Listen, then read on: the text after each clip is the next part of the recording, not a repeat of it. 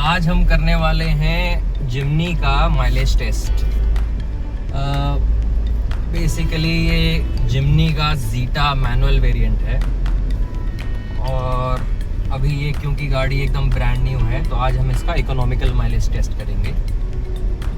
जब भी गाड़ी न्यू होती है तो ऐसा बोला जाता है कि 500 to 1000 किलोमीटर्स तक आपको गाड़ी को स्लो स्पीड पे चलाना चाहिए, यानी कि अराउंड 2000 आरपीएम तक आपको चलाना चाहिए, उससे ज़्यादा नहीं लेके जाना चाहिए। हाउएवर ये जो चीज़ें हैं ये पुरानी गाड़ियों के लिए सही थी, नई गाड़ियों में ऐसा नहीं होता है। टॉलरेंसेस वगैरह आजकल बहुत अच्छी मैन्युफैक्चरिंग हो गई है तो ये सारी चीज़ें आजकल की गाड़ियों में प्रॉब्लम नहीं आती है। बट स्टिल अगर आप स्लो स्पीड में चलाते हैं शुरू के 500 to 1000 किलोमीटर्स तो इतना ज़्यादा कोई नुकसान भी नहीं है उसमें। तो आज हम वही करेंगे, इसके शुरू के जो 500 to 1000 किलोमीटर्स है वो हम इसको अराउंड 80 की स्पीड चलाने वाले हैं। हाइपर माइलिंग नहीं करने वाले हैं क्योंकि हाइपर माइलिंग में आपको एसी वगैरह बंद रखना पड़ता है और अभी समर्स है तो समर्स में इतना ज़्यादा हाइपर माइलिंग के चांसेस नहीं रहते हैं कि आप कर पाएँ कंप्लीट। तो हाइपर माइलिंग की भी एक वीडियो ज़रूर बनाएंगे बट वो शायद नवंबर या दिसंबर में होगी। अभी हम बनाएंगे इकोनॉमिकल माइलेज टेस्ट जिसमें हम 80 की स्पीड गाड़ी को कंटिन्यूसली अराउंड 300 to 400 किलोमीटर्स चलाने वाले हैं। तो अभी टैंक फुल करवाएंगे, उसके बाद जो नेक्स्ट फ्यूलिंग रिफ्यूलिंग होगी वो होगी 300 किलोमीटर्स के बाद। जिमनी इस टाइम पे मारुति की सबसे कम माइलेज देने वाली गाड़ी में से एक है। मारुति जानी जाती है उसके माइलेज के लिए, लो मेंटेनेंस के लिए। तो लो मेंटेनेंस तो ये गाड़ी डेफिनेटली है बट माइलेज कुछ इतनी खास नहीं है इसकी। कंपनी ने क्लेम किया है अराउंड 16.94। 16.94 माइलेज एक 4x4 एसयूवी के लिए बहुत अच्छी मानी जाती है बट स्टिल आज हम ट्राई करेंगे कि ये मैक्सिमम कितना अटेन करती है, कितना रियलिस्टिक है उनका क्लेम्ड फिगर। मारुति ने इसके पहले भी 2 ऐसी गाड़ियां बनाई थी जो बहुत कम माइलेज देती थी, हालांकि उन गाड़ियों को किसी ने पसंद नहीं किया। दोनों गाड़ियों का नाम आप जानते ही होंगे, एक थी किजाशी और एक थी ग्रैंड विटारा। अब जो ग्रैंड विटारा है वो ये वाली ग्रैंड विटारा नहीं जो आप अभी जानते हैं, वो वाली ग्रैंड विटारा जो कि आती थी लैडर फ्रेम चैसी पे, 4x4 आती थी और उसका 2400 सीसी का इंजन आता था। कंपनी उसका माइलेज उस टाइम पे कुछ 9.5 या 10 क्लेम करती थी। सेम विद किजाशी, उसमें भी 2400 सीसी का इंजन आता था, इनलाइन नेचुरली एस्पिरेटेड 4 सिलेंडर। अच्छी खासी हॉर्स पावर बनाती थी बट माइलेज के मामले में बहुत खराब थी। जिमनी की कंडीशन उसके इंजन की वजह से माइलेज कम नहीं होता है, बहुत सारे रीजंस हैं, हम आगे वीडियो में बात करते रहेंगे और मैं आपको एक्सप्लेन करता रहूंगा कि इसके माइलेज कम होने के रीजंस क्या क्या हैं। अभी हम चल रहे हैं फ्यूल स्टेशन पे, गाड़ी का टैंक अभी आधा है, इसे कंप्लीटली ऊपर तक फुल करवाएंगे। उसका फुल करने का वीडियो भी मैं डालूंगा और फुल करने के बाद हम अपने नेक्स्ट लेग पे स्टार्ट करेंगे, जब जर्नी स्टार्ट करेंगे और फिर मैं आपको बीच बीच में बताता रहूँगा, बने रहिएगा।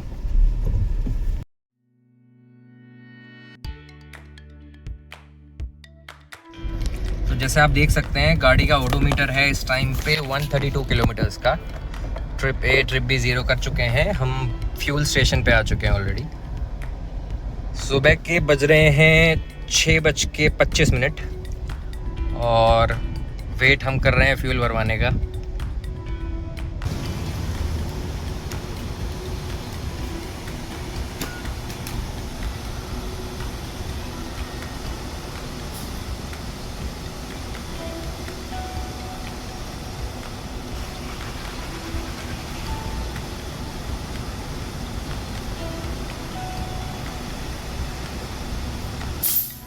आप नोटिस करोगे कि मैक्सिमम गाड़ियों में, मारुति में, सभी गाड़ियों में एक्चुअली लेफ्ट साइड पे फ्यूल टैंक आता है बट क्योंकि ये एक्सपोर्ट वेरिएंट है तो इसमें सब राइट साइड पे। ऊपर तक आने दीजिएगा।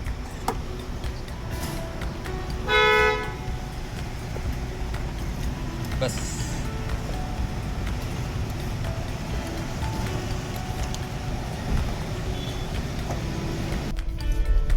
चलो अब ट्रिप स्टार्ट करते हैं, आपको अपडेट देते रहूँगा मैं बीच बीच में।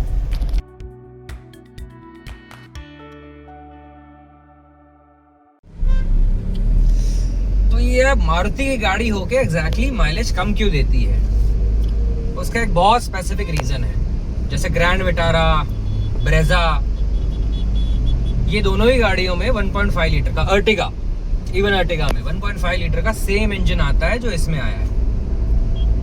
मारुति के पास ऐसे 3 इंजन है। 1.2 लीटर का एक इंजन है जो कि काफ़ी एफिशिएंट है, जो कि उनकी छोटी गाड़ियों में आता है, जैसे कि फ्रॉन्क्स, स्विफ्ट। अब स्विफ्ट में भी नहीं आता, अब स्विफ्ट में 1.2 लीटर का 3 सिलेंडर इंजन आने लग गया। तो मारुति के पास गिना चुनिए अभी इस टाइम पे जो है 4 इंजन है। एक वो 1000 सीसी के सुपर एफिशिएंट इंजन जो कि वो अपने ऑल्टो, सेलेरियो इन मॉडल्स में डालते हैं। 1.2 लीटर के वो इंजन जो कि वो बाकी गाड़ियों में डालते हैं, जो कि हो गई आपकी फ्रॉन्क्स, बलेनो 4 सिलेंडर वाली। और फिर आ गई 1.5 लीटर के ये इंजन। अब जो माइलेज ना देने का खास रीज़न है, क्योंकि आप अगर देखोगे तो ग्रैंड विटारा का जो माइलेज कंपनी क्लेम करती है वो 21.1 या समथिंग ऐसा कुछ है। अर्टिगा का भी माइलेज कंपनी 20 के आसपास का क्लेम तो करती है, जितना मेरा ध्यान है। ब्रेजा का भी सेम है, आई थिंक 21-22 के आसपास का उसका माइलेज क्लेम है, और इसका 17 से भी नीचे है। सेम जो है इसका इंजन है। साइज जो है इसका उन गाड़ियों से छोटा है। आप डायमेंशंस देखेंगे तो ये गाड़ी इन सबसे छोटी है। टेक्निकली ये गाड़ी फ्रॉन्क्स से भी छोटी है हमारी। तो फिर माइलेज कम क्यों है? लोग बोलते हैं वेट ज़्यादा है।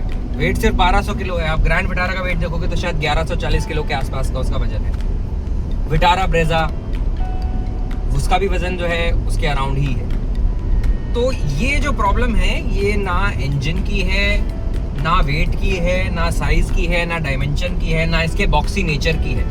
कई लोग ये भी बोलते हैं कि ये बॉक्सी नेचर है इसका, बॉक्सी सी डिज़ाइन बनाई हुई है, जिसकी वजह से एरोडायनेमिक्स इसको अफेक्ट करते हैं और माइलेज कम हो जाती है। ज़रूर इससे थोड़ा फ़र्क पड़ता है, बट जो मेजर फ़र्क डालता है वो है ये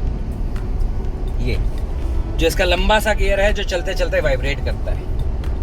अब एक्चुअली ये गियर है, ये गियर इसके ऊपर जो है वो ज़्यादा प्रॉब्लम नहीं डालता है। प्रॉब्लम डालता है इस गियर के नीचे प्रेजेंट ट्रांसमिशन टनल।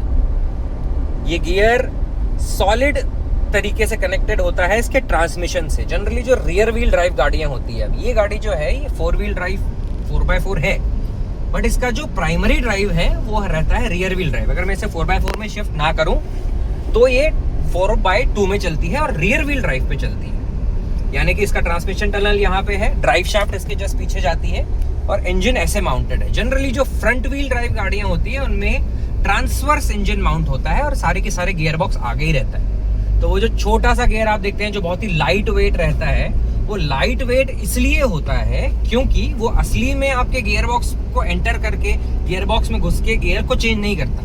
वो गियर में एक वायर के थ्रू एक गियर सिलेक्टर, गियर एक्चुएटर से कनेक्टेड होता है। अब वो गियर एक्चुएटर आपके गियर को चेंज करता है, आप यहाँ से बस वायर हिलाते हैं। बट जो रियर व्हील ड्राइव गाड़ी है उसमें डायरेक्टली इसके नीचे ट्रांसमिशन प्रेजेंट होता है, जिसकी वजह से ये गियर उस ट्रांसमिशन को डायरेक्ट कनेक्टेड होता है। डायरेक्ट उस ट्रांसमिशन में गियर्स को सिंक्रोनाइजर रिंग के थ्रू शिफ्ट करता है। अब क्योंकि ये उसे डायरेक्ट शिफ्ट कर रहा है तो ये सब माउंटेड है, उसमें ये काफी ज्यादा वाइब्रेट भी करता है। ये इसका रीजन है वाइब्रेट करने का। अब इसका माइलेज से क्या लेना देना? तो माइलेज से लेना देना ये है कि जिन गाड़ियों में आगे ट्रांसवर्स माउंटेड इंजन आता है और फ्रंट व्हील ड्राइव रहती हैं, उनमें ड्राइव शाफ्ट बहुत छोटी सी होती है और वो उसमें आगे इंजन में ही कनेक्टेड होती है। वहीं के वहीं सारा का सारा पावर ट्रांसमिशन हो जाता है। ट्रांसमिशन लॉसेज नहीं होते। अब ट्रांसमिशन लॉसेज इसमें ज़्यादा क्यों होते हैं? क्योंकि इसका ड्राइव शाफ्ट एक लंबा सा पीछे जाता है, जो कि एक बहुत हैवी यूनिट होता है। इंजन को उसे भी कंटिन्यूअस घुमाते रहना पड़ता है जो उस पावर को ट्रांसमिट करता है पीछे। तो ये जब आप करते हैं तो इसमें होता है transmission losses. Generally shaft driven cases, shaft driven drive, shaft driven जो मैकेनिज्म होता है और ड्राइव शाफ्ट जिसमें रियर व्हील ड्राइव होती है, उसमें 11% तक के हम पावर लॉसेज देख सकते हैं। एक्चुअली पावर लॉसेज बोलना सही नहीं रहेगा, फ्यूल इकोनॉमी या फ्यूल एफिशिएंसी का 11% के अराउंड हम लॉस उसमें जो है होता है। तो ये एक मेन रीजन है कि इस गाड़ी का जो माइलेज है वो सिमिलरली सेम कंपनी की आने वाली, सेम वजन की, सेम इंजन के साथ आने वाली गाड़ियों से इसका जो माइलेज है वो अराउंड 20% कम है। तो 11% जो सिर्फ और सिर्फ कंट्रीब्यूट करता है वो तो इसका ट्रांसमिशन टनल जो है वो कंट्रीब्यूट करता है। जो रिमेनिंग 9% का लॉस है वो जो आपने 1000 इसके जो शब्द सुने हुए हैं कि ये लैडर फ्रेम चैसी है, बॉक्सी डिजाइन है जिसकी वजह से एरोडायनेमिक्स खराब रहते हैं, जिसकी वजह से फ्यूल एफिशिएंसी गिरती है, वो जो है वो 9% के अराउंड प्रॉब्लम डालते हैं। बाकी जो 11% का जो मेजर लॉस है वो ये सिर्फ और सिर्फ ड्राइव शाफ्ट देती है।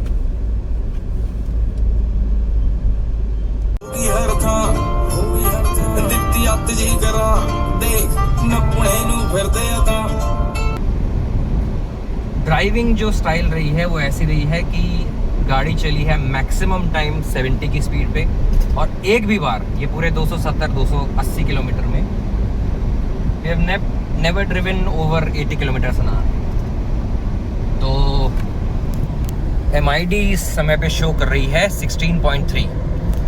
अब कंप्लीट हाईवे ड्राइव है, तो एक भी बार ब्रेक वगैरह लेने की ज़रूरत नहीं पड़ी। जनरली MID से तो एवरेज कम ही आता है, but let's see, will fill up and will figure out कि कितना आया है।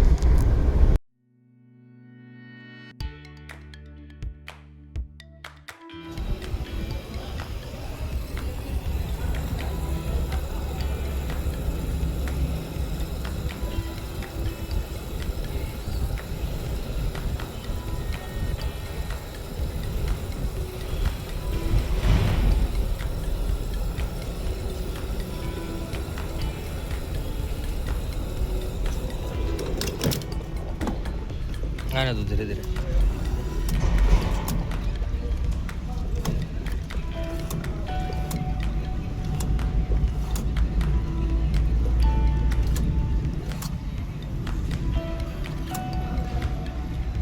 हो गया।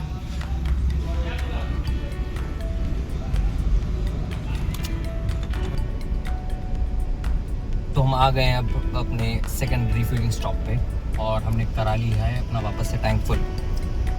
गाड़ी चली है 284.3 किलोमीटर्स, और जो फ्यूल आया है वो है